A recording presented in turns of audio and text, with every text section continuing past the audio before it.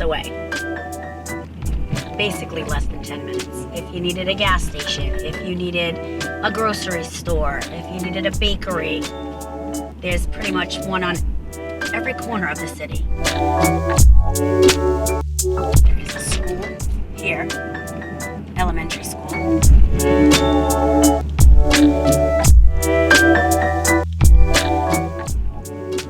Well-known pizza place.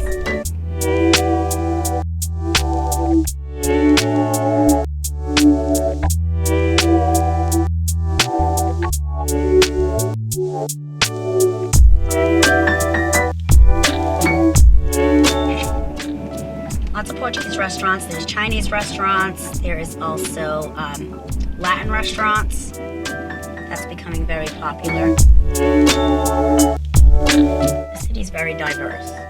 Coming down, there's a gas station.